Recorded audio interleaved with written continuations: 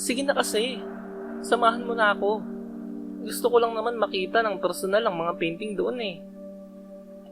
Naglalambing na tinig ni Jane habang kausap ang nobyo niyang si Alex.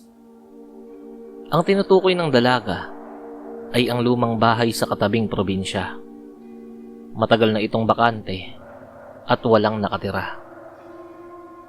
Ayon sa mga usap-usapan, 3 taon na raw simula nang lisanin yon ng mga dating nakatira roon. May mga sabi-sabi pa na ang isang kwarto ng bahay na yon ay may koleksyon ng mga painting na ipininta mismo ng dating may-ari. Gaya ng kanyang kuya, nakahiligan din niya ang mangolekta ng iba't ibang klase ng painting. Mahal man o mura, ang presyo ay kaagad niyang binibili kapag nagustuhan niya to. Matagal na ang kanyang pagnanais na makapasok sa bahay na yon, kaya nga lang ay wala siyang pagkakataon. At kung mayroon man, ay wala siyang kasama para tulungan siyang makapasok doon. Ang balita kasi ay nakakandado raw ang bahay na yon. Oo na, sasamahan na kita. Ano bang meron sa mga painting doon at gusto mong makita ang mga yon? Sagot ng binata sa kanyang kasintahan. 2 taon na niyang kasintahan si Alex. Nakilala niya to sa eskwelahan nila at naging magkaklase sila sa isang minor subject. Pareho silang nagpakita ng motibo sa isa't isa, kung kaya't wala pang 1 buwan mula nang sila ay magkakilala ay nagkaroon na agad sila ng relasyon. Sa 2 taon ng kanilang pagsasama, ni minsan ay hindi niya nakitaan ng binata ng suporta sa kanyang hilig sa pangongolekta ng mga painting. Hindi rin ito kakikitaan ng pagkahilig sa sining. Hindi mo kasi ako naiintindihan eh. I-painting nga ang isa sa nagpapasaya sa akin. Nakangusong tugon ng dalaga. Oo na nga, di ba? Sasamahan na kita. Sabi naman ng binata habang nakasimangot. Bukas ng umaga ah. Dadaanan kita sa boarding house mo. Oo na.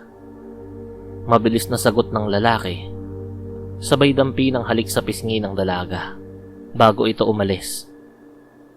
Pagdating sa bahay ay hindi kaagad nakatulog si Jane. Naiisip niya na ilang oras na lang at makikita na niya ang mga painting na matagal na niyang nais masilayan. Ito ang pangarap na matagal na niyang inaasam. Mabilis niyang inihanda ang mga gamit. Inilagay niya ang martilyo at ibang bagay na naisip niyang maaaring magamit kung sakaling nakakandado nga ang pinto ng lumang bahay. Nakatulog ang dalaga na may ngiti sa kanyang mga labi habang iniisip ang lumang bahay na yon at ang mga painting na maaari niyang makita roon. Kinaumagahan ay maaga namang naligo si Alex at nagbihis. Wala siyang kailangang dalhing gamit dahil alam niyang palaging handa ang kanyang kasintahan sa mga ganoong bagay. Isa lang ang inihanda niya na kailangan niyang dalhin. Ang kanyang maliit na kutsilyong minana niya pa mula sa namayapa niyang ama. Malungkot niya itong tinitigan bago itinago sa bulsa ng kanyang pantalon. Narinig ng binata ang busina mula sa labas ng kanyang boarding house. Alam niyang ang kasintahan niya na yon. Mabilis siyang lumabas, lumapit, at sumakay sa itim na sasakyan ng dalaga. Ano? Ready ka na? Tanong ni Jane. Sigurado ka bang gusto mong puntahan ng bahay na yon? Balik na tanong ng binata. Oo, sigurado ako. Siguradong sigurado. Nakangiting sagot ng dalaga bago pa andarin ang sasakyan. Ano ba kasing meron sa mga painting na yun at gustong gusto mo yung makita? Tanong ng binata habang nakasimangot pa rin. Naikwento ko na sa'yo yung kuya ko, di ba? Isang kolektor din siya at isa sa mga painting na hawak niya ay talagang maganda. Nakita ko yun noong isang beses na pumasok ako sa kwarto niya eh. Pagmamalaki ng babae. Bakit hindi mo na lang hingin ng painting na yun? Painting lang naman yun eh. Tanong pa ng binata. Hindi mo kasi naiintindihan eh. Hindi ko basta-basta mahihingi yun dahil mahirap daw ang pinagdaanan niya para lang makuha ang painting na yun. Parang painting lang eh. Akala mo naman napakalaking bagay. Irritableng sabi ng binata.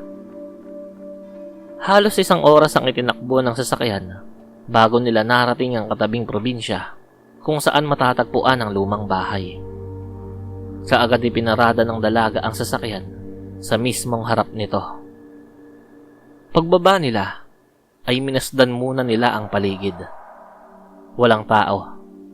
Tsak na walang makakakita sa gagawin nilang pagpasok. Mabilis na kinuha ng dalaga ang mga gamit sa likod, habang ang binata naman ay naiwang tulala at nakatitig sa bahay. Maiging pinagmasdan ni Alex ang bahay. Mas naging luma na ang itsura noon. Kulay abo na ang dating puting pintura. Ang ibang parte ng dingding na gawa sa kahoy ay nakausli na. Ang mga salamin sa bintana ay may mga lamat na at sa tingin niya ay malalaglag na sa isang mahinang pag-uga lamang. Malago na rin ang mga damo sa paligid. Sa pagkakatitig ng binata sa tanawing iyon, ay nakaramdam siya ng kurot sa kanyang puso. Natinag lamang siya nang biglang may isang matandang babae ang lumapit sa kanya.